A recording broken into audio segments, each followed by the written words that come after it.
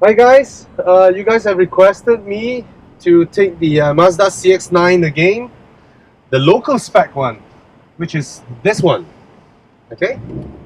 And it's funny because I came here from a Mercedes C63, and it is an it is an interesting time in the automotive industry when you step out of a Mercedes-Benz and then into a Mazda, and the Mazda is quieter, is more refined. The whole Mazda feels like a proper luxury car, whereas the C63 is, you hear sounds, you hear all those rumbles and all that. Of course, it's not a fair comparison. That is a performance sedan. That is a super sedan, so to speak.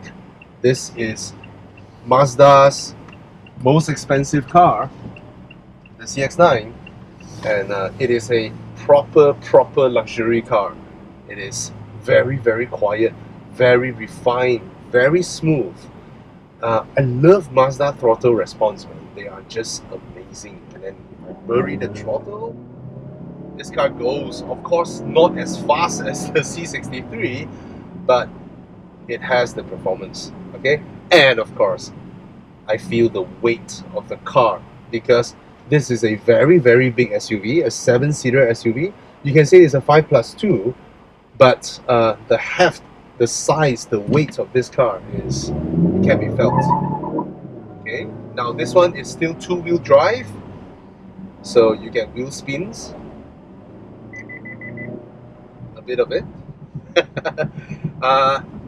I noticed the tires, they are still the same tires that are fitted on the Australian spec. Maybe this is the standard equipment from Japan, but these Falcon ZX tires are not the grippiest. And given that Mazda's 2.5 SkyActiv turbo it pushes out power in a sudden manner, it breaks the traction of the tires easily, but it's comfortable enough. The tires they are comfortable enough. They are reasonably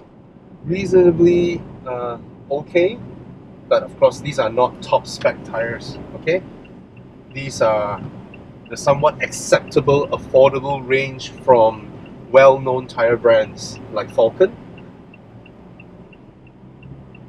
Oh, the car is so comfortable. It is very comfortable. The seats, the road manners of this car. You know, road manners differs when you step out from a BMW 3 Series and then you go into a 5 Series or 7 Series. You will immediately experience the difference in road manners. You know, how the car absorbs and reacts. It filters out stuff. It's a very comfortable car, and this is how it feels. You know, the road manner of this car behaves like those proper big size luxury cars. Very soothing, and it's super quiet. The soundproofing is very quiet. Very little road roar. It's quiet. All I can hear is that very little humming from the engine, which is a good thing. And of course, it's a Mazda, so you get very accurate steering, very good steering feedback, and body control. But make no mistake, it is a big car. So I would judge this against cars that are of similar size.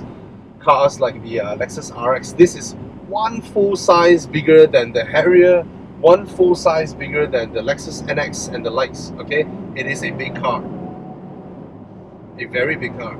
And if you're considering the Toyota Harrier, which currently has, from what I hear, they have a 1-year waiting period now for the Harrier.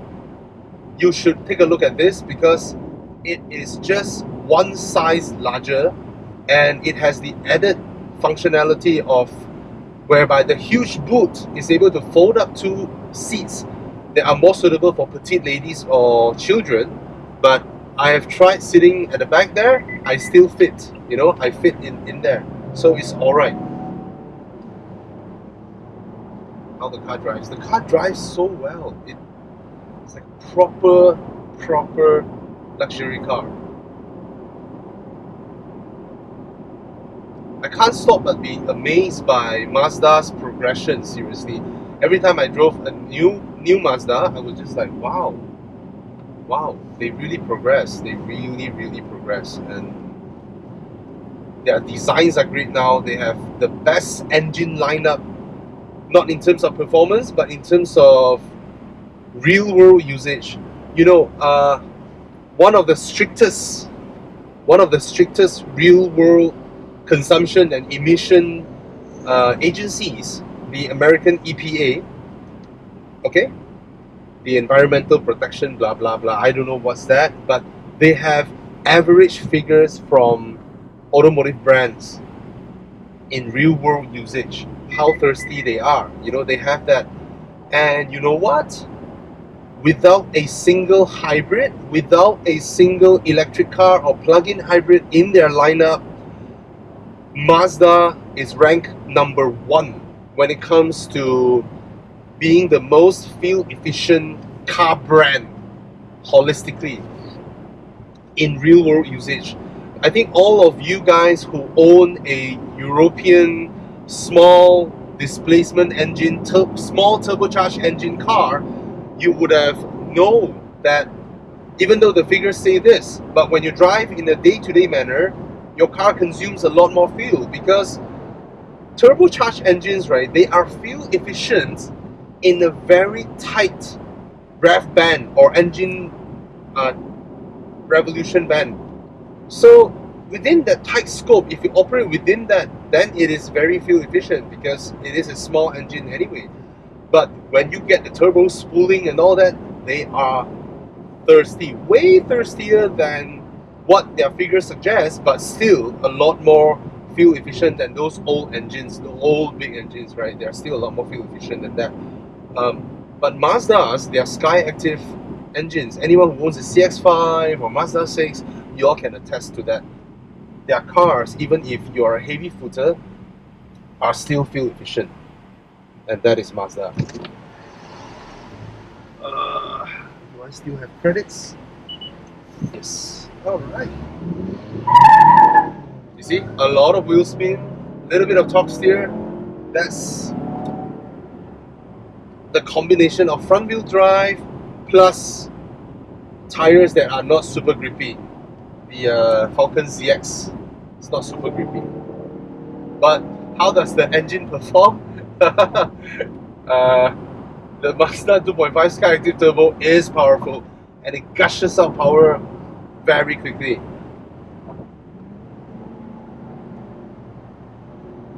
I haven't even put it in sport mode or whatever.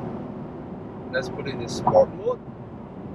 Okay, so sport mode basically is just a faster throttle response and transmission. Let me see, I'm cruising now at 110.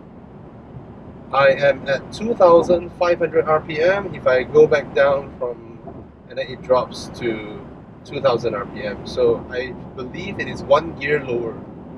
Is there a Sport Plus? Nope. So it's just normal and Sport, okay? So it operates at 1 gear lower if it were in Sports. Now at about 110, 120, wind noise, nada. No wind noise. Nothing. Road roar, very little. These are not new roads, so I can still hear them a little bit. Suspension, it has a good balance between comfort and sport, but it is in no way a match to the likes of suspension magical trickery that BMW is pulling off now with their 3 Series, 5 Series and all that, right? This one, I can still feel a little bit of that.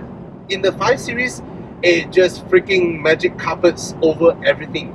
So this one, I can still feel a little bit of that. Compare this to a Volvo XC90, I think it is slightly better than the Volvo XC90 when it comes to suspension and balancing the handling. I think the XC90 might handle a little bit sharper than this. This one, as I steer, I feel a little bit of that weight trying to shift itself, settle into its place before I can make the next maneuver. But it is still a sporty drive. It is still a large SUV that handles really well. What about the height of the vehicle? It is full ride height, full SUV ride height. This one, make no pretense, it is not like those slightly lower slung SUV. Nope, it comes with full ride height.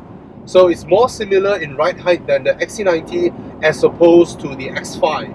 Okay, it is with a full ride height. But when you're used to driving SUVs, right, you just kind of appreciate the taller seating position. What about visibility? Visibility is excellent because the A-pillar doesn't really intrude into my field of vision, and the side mirrors are mounted on the doors instead of at the base of the A-pillar, so there is a gap there, a very good gap that I can see things around.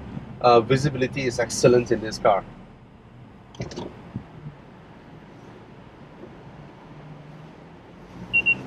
And I have to comment on this, man. No other car makers currently creates brake pedals or throttle pedals that are so linear, so, I wouldn't say it's responsive in a way that it acts fast. No, it behaves exactly how your foot is moving.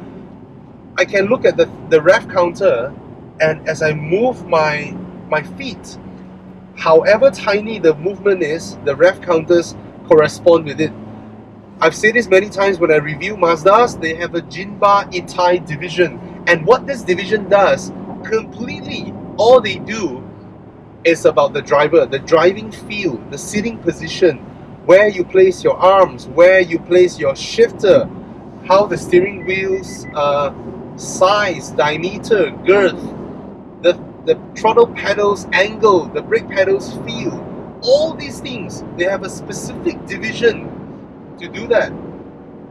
And coming out from that C63 just now, where that car doesn't have a left foot rest, you know, and the gear shifts are not as seamless as this one suddenly just feels, it makes you feel as though the gear shifts and how the engine responds, the throttle, the pedals, all this feels like an extension of you.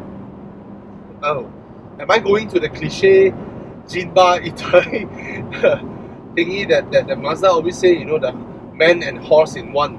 But it really does feel that way. It really, really does feel that way. And yeah, man, it's nice. You know, all these little things, right, are things that I found missing from the usual car reviewers from Car Buyer UK or CarWow.com. They don't really say this kind of things, you know, because all they look at is how big is the cubby space, and then they drive legally on their public roads, and then they say whether the car is interesting to drive or not.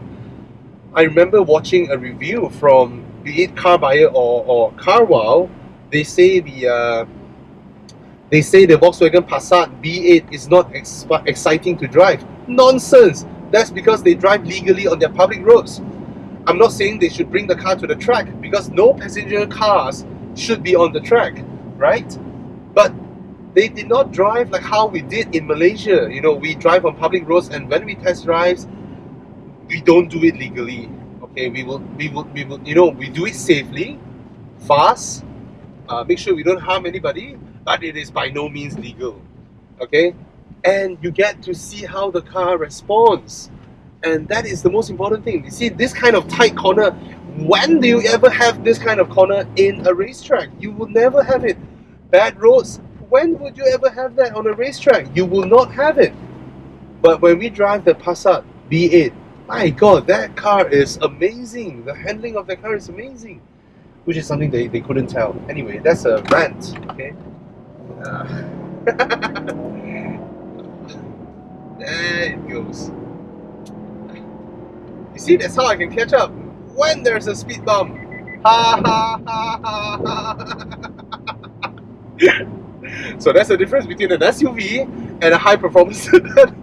They have to stop, you know, but we just, and just now what this car did, excellent. It absorbs in all that, and I can surely say this now, the suspension is way better than the one in the XC90, even though that is not bad, but this is way better. Okay, the way it absorbs and all that is fantastic.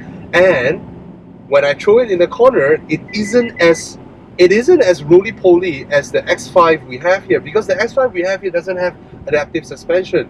So they give it a setting that is just very soft and comfortable, but it is a little bit of roly-poly. But this guy here holds itself well. So in terms of handling, I mean, nobody would doubt Mazda when it comes to the way they make their cars handle, right? Nobody doubts that. The same thing, nobody will ever doubt Honda's capability in creating a cabin that is practical, usable, full of cubby spaces, full of storage solutions. Nobody would doubt that from Honda. Okay, so same goes, nobody would doubt Toyota's reliability. Okay, should you consider this car? Okay, if you were to point a gun at me, Bobby, which would you take, the Harrier or this? Even though I know I have to pay 20 gram extra for this, right? I would go for this. It is a larger car. It is a more sophisticated car, I would say.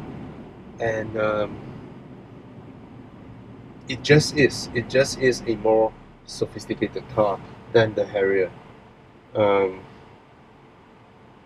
the Harrier is comfortable and really comfortable. And of course, it comes with Toyota's legendary reputation. All right.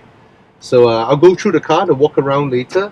I love this car. I love the way it handles. I love the way the gears correspond with the engine, and I love the power of the 2.5 SkyActiv turbo. It is a much needed thing in cars like the Mazda 6, but I somehow felt that because this engine pulls out so much torque, low down and immediate.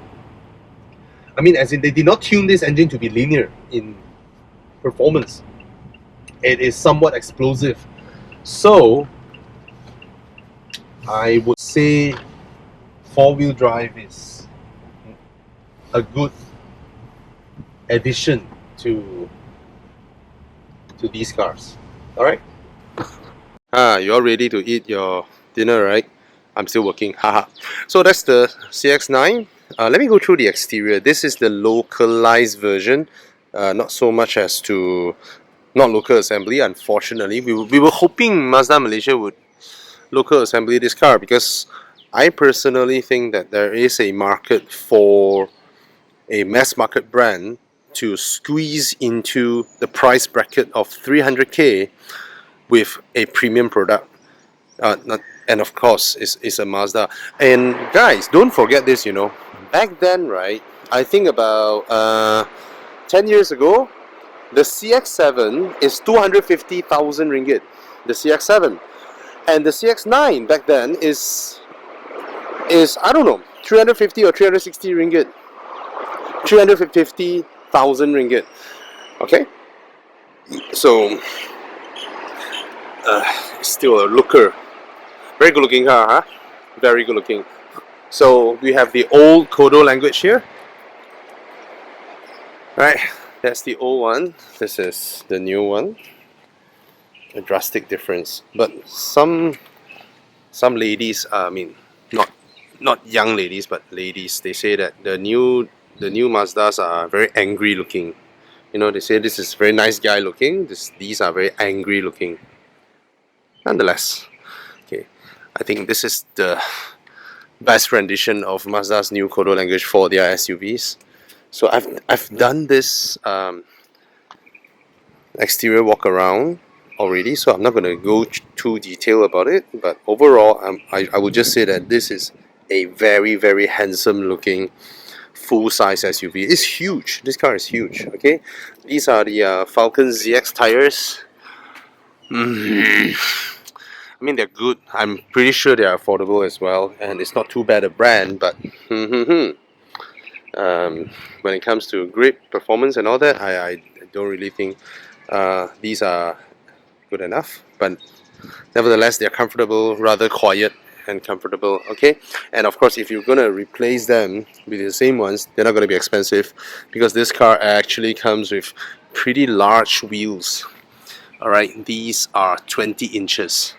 So when it's a 20-inch wheel, when you go to really premium tires, they're gonna cost you a lot. Okay, the back here, if you're not into details, you might feel that hey, they all look the same, but actually they are very different. The way they sculpted it, you know, a bit of 3D sculpting, and this one is very good looking, very handsome.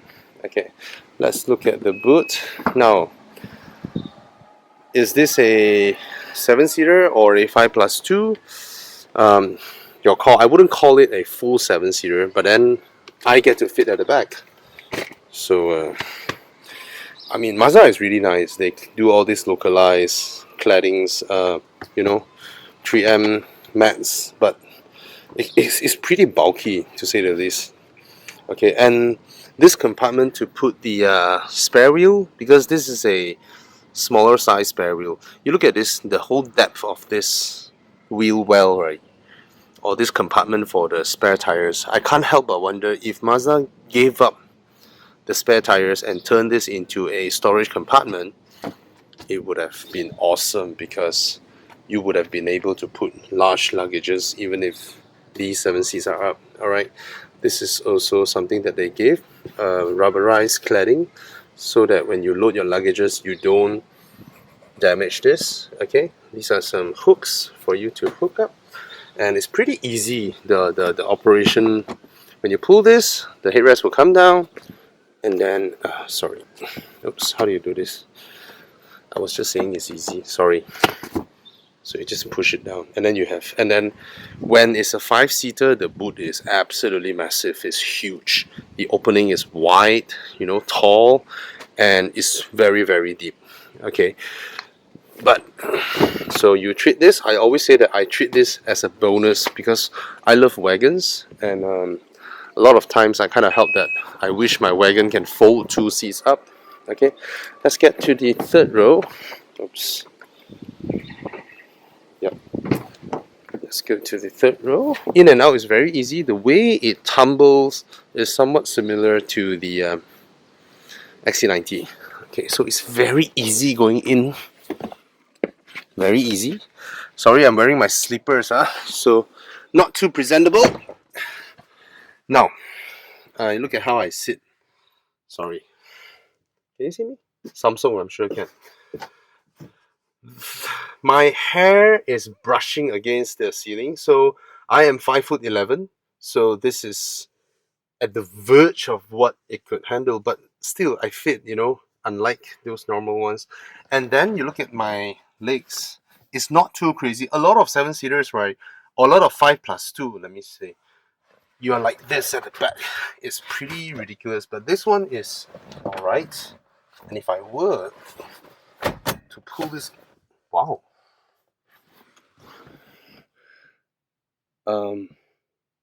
wow, it's spacious. Now I can move this further back if I want to, but this sitting, right, was just now an adult here. Just now there is an adult here, and it will go back to that position.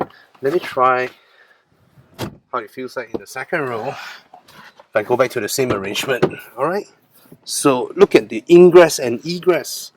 The opening is very, very easy for me to go in and out. Okay, I will just say this: the day I hop up the Lexus R50L, RX 350L, that one, the third row is, I just can't. That is purely for kids. Okay, purely for kids. They are not even comparable. See, I'm still very comfortable. This is the seating position just now. The second row is still very comfortable, and I have still about a palm of headroom. And then at the back here, hey, this is a full 7-seater. Okay, it's not a 5+2. I can sit there comfortably, even though the seats are a bit higher, but overall it's okay. And up front, in the middle here, is pretty good. Put the armrest down, proper quality armrest. Look at it. Mazda is doing quality stuff now. USB ports, carpeted, cup holders. Porsche, I'm gonna name you out again. Your Cayenne. Please change the armrest of your Cayenne. You know, issue an apology or something. Ask every Cayenne to go back to your service center and change the freaking armrest. You are a premium car brand. You shouldn't do armrests that look like that, especially for Porsche. Anyway, look at the interior. Beautiful interior, huh? New Mazda interiors are just amazing. All right, for a mass market brand. I mean, you hop out of this or the new CX-5 and then you go into a regular mass market brand like a Honda or something. The differences are huge, huge. If you come from if you own a Lexus before this and the economy hasn't been that well to you, you buy a Mazda, not much of a difference. Not this huh? This one is 300 over 1,000, alright? Coming here, there are a lot of things that I really like. First of all, this handle. Brilliant, man. Freaking brilliant. The way they sculpted it, the angle, the girth, the width is very, very comfortable. Sorry for the air conditioning. It's a bit loud. Okay. I love it because every car should have this handle because it is just that much more comfortable when you put your hands here. Okay, now these guys look very simple, very straightforward.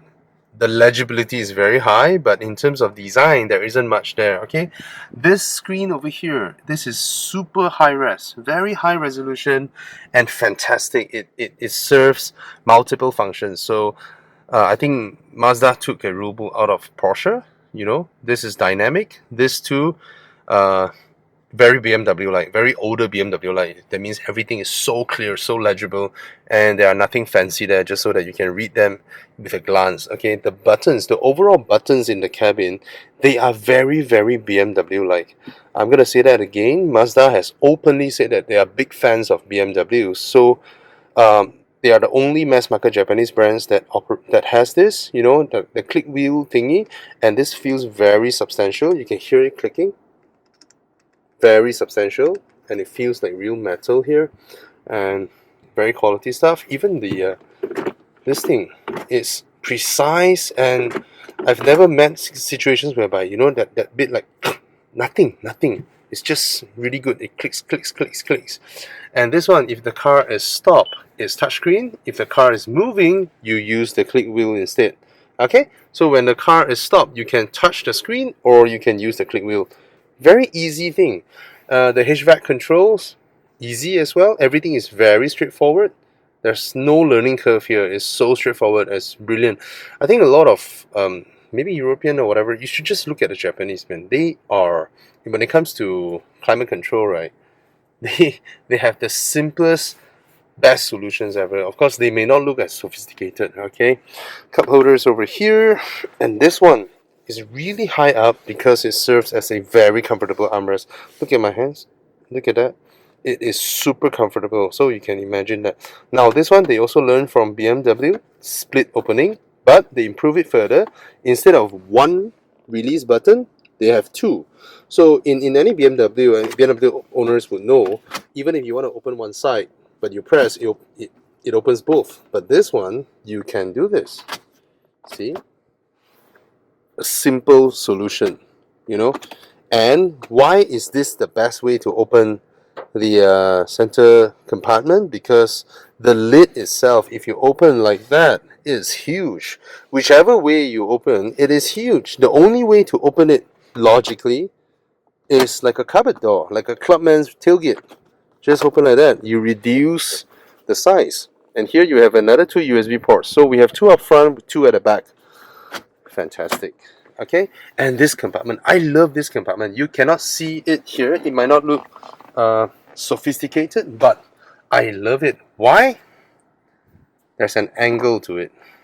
Yes, this compartment is angled that way so that it's easy for you to put your stuff and take it out. I love it. I love it. It's deep enough, not too deep, and there are no USB ports there. Actually, honestly speaking, USB ports, when you put it here, right, it may look convenient. It's easy to plug in and out, but the cables and all that, and then you put your phone here as well, and then with the cables and all that, it becomes a mess. So when you give a bit of distance between where you have your USB ports to where you might potentially put your phone, the travel itself reduces the messiness of the cables. Okay, so you see, you put it here and then it's here. I mean, no USB ports USB cables are this short, right? Provided if they're this short. So anyway, it might be a personal preference, but I think it's logical to have storage of your phone, your wallet and all that here, and to have your USB ports here, and then you give like a cable pass through. You see, there's a cable pass through here, so that your cables run like that, and sometimes you can just take it up, you know. All these are really good, very nice glove compartment covered in felt, and it's high quality felt, the finer ones. Mazda, man, Mazda. This part here, now this is with a Bose sound system, okay, but the way they sort of sculpt it means I don't think I can put a large bottle over here. I do not think so, but it's wide. I may be wrong. I could be wrong. So the door pockets are deep and very spacious. Just that it doesn't occupy the whole door, but it is a big one. It is big. Okay, the speakers are here. Okay, so if the speakers are here, well, this is super soft touch. It's really nice. Very good materials all around. It's so comfy. Even all these are high quality plastics. You know, you go to a CX-9, you touch this plastic, and then you can go to an E-Class or a S-Class even. Touch some of the plastics they use in not significant areas. Okay, of course this car also has cheaper plastics down below, but there's no complaints. Okay, look at here, leather clad as well, and this whole piece is leather clad. It's very comfortable. As I lay my knees here, it's superb. And this gloss black material, so a lot of cars use gloss black materials, but a lot of them are those cheaper ones, so they are not as smooth to the touch. Mazdas, they are very smooth.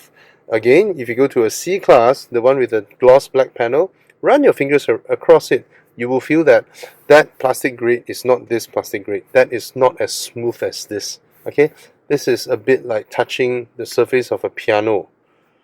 Okay, very different. So the start button is here. You have the heads-up display over there. This car is very well spec'd. You have lane departure. It will tug the steering wheel a little bit as you cross the lane without signaling, and then it will make a audible signal. There is bliss. Okay, and you have, I think it has auto brake. Yeah, iActivSense is here as well. So yeah, this is pretty. Oh, one thing I want to show you guys. I love this. I love this. Wait, open up the sunroof. Okay, it looks simple, huh? This sun visor, I don't know who supplied it. Very high quality. The materials are fantastic. It's soft to the touch. It's very nice. And this guy here, okay, that's a mirror. That's the light. Nothing special. But check out this. I can slide it out easily and slide it back. This is brilliant. This is the first time I saw this, and I think all car makers should have this. Okay, it's really good. Sunglass holder. A lot of car makers are skipping this nowadays. Okay, it's not a panel roof, unfortunately, but it is a sunroof nonetheless. Okay, you can open it. Then on the passenger side, nothing special. The seats are very comfortable. Looks good, comfortable, and quality stuff overall. Everywhere is just quality materials. The fit and finish is top notch. Top notch. Okay, cover this, and this is a Lexus, but there are things that betray this car's roots as a non-premium car brand. Okay, go into reverse, and then you can see the rather low resolution reverse camera. And then if I move the steering wheel, the lines doesn't correspond. See, move it, the lines doesn't correspond. Okay, so well, I don't know which mass market brand has those systems. I know they are a little bit more costlier, but I think it would be great if they invest a bit more money into the UI of all this. I noticed the new Mercedes A-Class video. The new Mercedes UI is no joke, man. Fantastic. It looks amazing. I'm not sure if it's user-friendly or not, but it looks freaking amazing. Let's have a look at the engine. Alright. Switch off. If not, if I'm outside, it's gonna be noisy. Let's have a look here.